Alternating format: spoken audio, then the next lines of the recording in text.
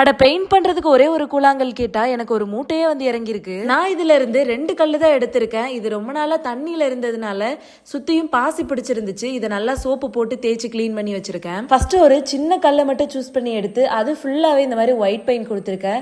இதுக்கு மேலதான் நம்ம என்ன டிராயிங் பண்றோமோ அந்த பிக்சரை வரைஞ்சி ஷேப் பண்ண போறோம். அதே மாதிரி இன்னொரு பெரிய கல் ஃபுல்லாவே ஒயிட் பெயிண்ட் கொடுத்துருக்கேன். ஃபர்ஸ்ட் பெயிண்டிங்கா ஒரு சிம்பிளான சீனரி தான் வரைய போறேன். கீழே எல்லோ கலரும் சென்டர்ல பிங்க் கலரும் அதுக்கு மேல ப்ளூ கலரும் இந்த மாதிரி கோட்டிங் கொடுத்துடலாம். அடுத்ததா பிளாக் அண்ட் கிரீனை யூஸ் பண்ணி லீஃபும் போட்டுட்டு அதுல ஒரு ஃபிளவரும் போட்டா ஃபர்ஸ்ட் சீனரி முடிஞ்சு. அடுத்ததா கொஞ்சம் பெரிய கல்லா சூஸ் பண்ணிருக்கேன். அதுல வந்து ஒரு பொண்ணு டான்ஸ் போஸ்ல இருக்க மாதிரி வரைஞ்சிருக்கேன். இந்த பெயிண்டிங் நான் ரெஃபர் பண்ணதுல வேற மாதிரி இருந்துச்சு. நான் ஒரு கலர்ல பெயிண்ட் பண்ணிட்டு இருக்கேன். அதுவும் இல்லாம இந்த கல்லுல ஷேப் பண்ணி வரைகிறது கொஞ்சம் டஃபா தான் இருந்துச்சு. ஆனா எனக்கு தெரிஞ்ச வரைக்கும் நான் வரைஞ்சிருக்கேன். ஆனா பேப்பர்ல வரைகிறதுக்கும் பெபிள்ல வரைகிறதுக்கும் நிறைய வித்தியாசம் இருக்கு. ஏன்னா அதுல கலர் கொஞ்சம் டார்க்கா பிடிக்கும். இது வந்து நார்மல் பெயிண்டோட கலர் கொஞ்சம் கம்மியா தான் அப்சர்வ் பண்ணுது. கண்டிப்பா ரெண்டுத்துல எது பிடிச்சிருக்குன்னு மறக்காம கமெண்ட்ல சொல்லுங்க. நம்ம கிட்ட நிறைய கூழாங்கல் இருக்கு. உங்களுக்கு என்ன நல்லா வரையணும்னு ஆசை இருக்கோ அதெல்லாம் கமெண்ட்ல பண்ணுங்க. அப்படியே உங்க நேமையும் கமெண்ட் பண்ணுங்க. கண்டிப்பா நெக்ஸ்ட் வீடியோல நான் வந்து டிராயிங் பண்ணி போஸ்ட் பண்றேன்.